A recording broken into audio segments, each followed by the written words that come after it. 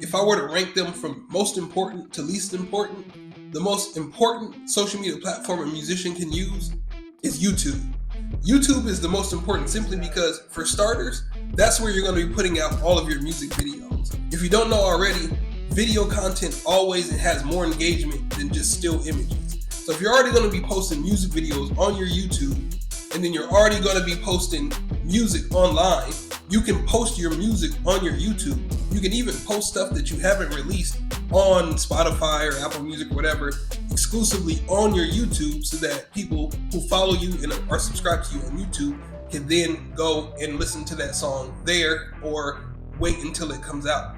The other thing is YouTube is monetizable, meaning you can make money off of your YouTube channel. But to monetize your YouTube channel, primarily you have to do two things. You need 1,000 subscribers and you need 4,000 watch hours. Now, that might sound like a little bit to someone who already has a huge fan base online, but starting from scratch, that could be a challenge, just because it's already difficult to get people to listen to your music when they don't know who you are. And then getting them to subscribe and getting them to comment, getting them to share and getting them to watch the content for 4,000 hours can be a challenge, especially if you're not making good music. But once you cross those thresholds and you're able to monetize your channel, you're then in a position to start making money off of your music videos. And the thing is they don't all have to be music videos. That's the beauty of YouTube, and why I recommend YouTube being the main platform that you work on and prioritize as a musician. Because not only are you able to post music videos and now audio content, but you can also do lyric videos. You can do behind the scenes footage when you're shooting a video.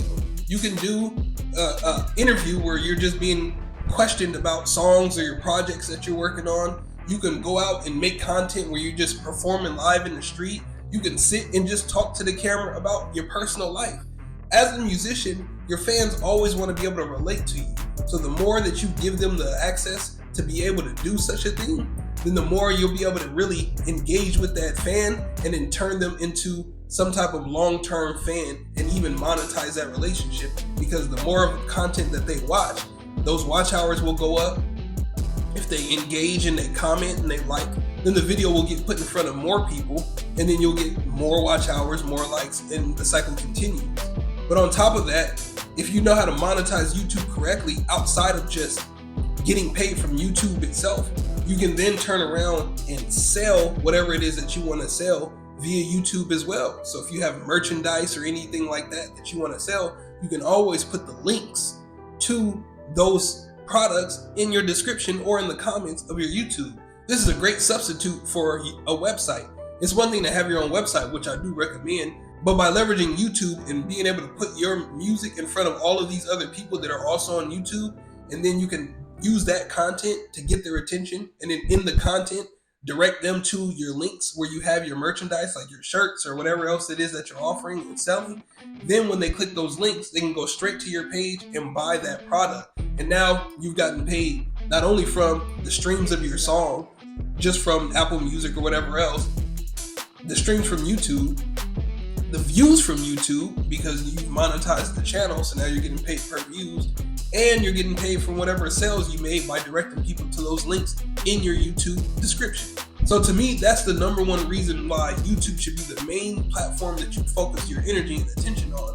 Not to mention, they have YouTube Shorts, which competes directly with TikTok and Instagram Reels. And with that, that's an easy way to make short form content that you can then use to reel people into your longer form content, and then ultimately, again, direct them to not only your streaming platforms, but then your merchandise pages, and now you've made even more sales. So that's my number one recommendation when it comes to using social media, is starting with YouTube. The second platform that you want to focus on building out is your TikTok. This one is extremely important when it comes to your content. With TikTok originally being focused on more short form content, and now having that being extended out to being 10-minute videos, you can really maximize using TikTok when it comes to building up not only your audience and your fan base, but your streams. Because TikTok is such a content-based platform that allows a lot of the users to share and remix and remake a lot of the content that's put on the platform, this is the perfect opportunity for someone that's a musician to create a bunch of content and be as creative as they want to be, and allow the other people, the listeners, to also be inspired by that creativity and then make their own content. Especially if you're making songs that are dance songs or motivation songs or songs that are going to get people to want to participate in using those songs in their content. That's why TikTok is so big on dances and dance trends and challenges. The songs that tend to get used a lot in challenges or dances always result in more streams from that artist across all other platforms, especially when it comes to Spotify, Apple Music, whatever.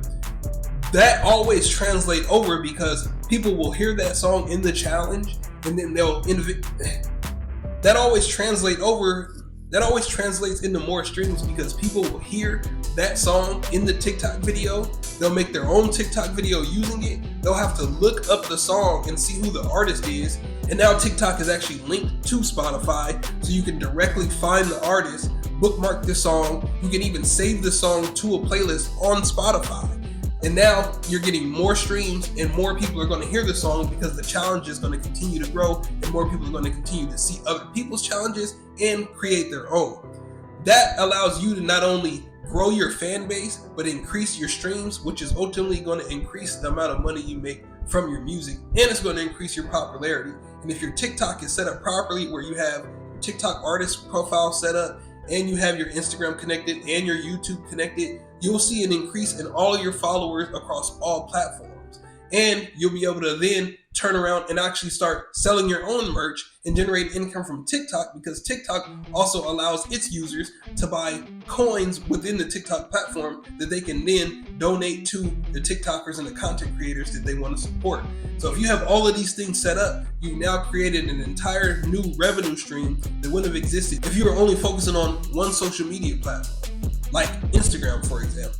Which leads me to number 3, Instagram. Creating content for Instagram is completely different than creating content for TikTok and YouTube. You see, YouTube content is more so for your longtime fan, your diehard grassroots fan that's going to be there with you from beginning until you retire. TikTok is going to be more so for your fans that are new, young, they are going to participate in engaging in your content by using your songs to then make their own content, and it's more of a collaborative platform. Instagram is going to be a little more of a marketing platform to tell people about what you currently have going on at that current time. Say you have a song or a music video getting ready to be released. Instagram is the perfect platform to let people know about it and give them a sneak peek on what it is that's getting ready to come out, and then direct them to that other platform so that they can find it. You can do this by using pictures. You can do carousel posts where there's multiple posts in one post. You can also use Instagram Reels and Stories. All of these are there ultimately to give your audience an update on what's currently going on in your life and in your music career. So you have to keep that in mind, because you don't want to think that you can create one piece of content and it's going to have the same effect and the same amount of engagement on all the other platforms.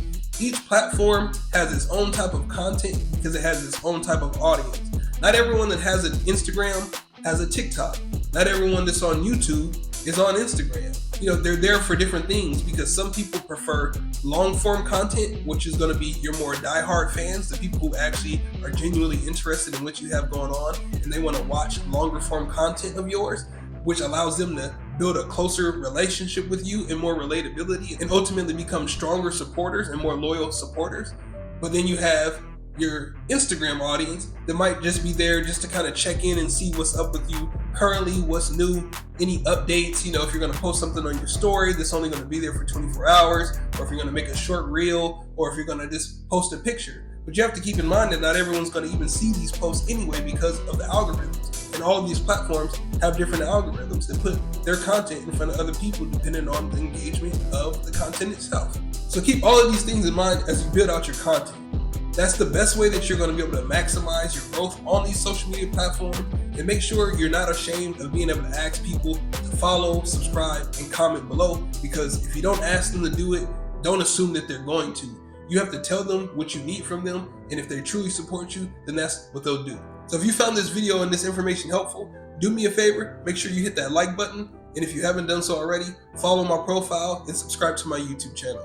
I post videos like this weekly, all to help musicians build a career in the music industry that they can eventually earn enough income from where they can make music full time. So I appreciate you watching. Until next time, take it easy.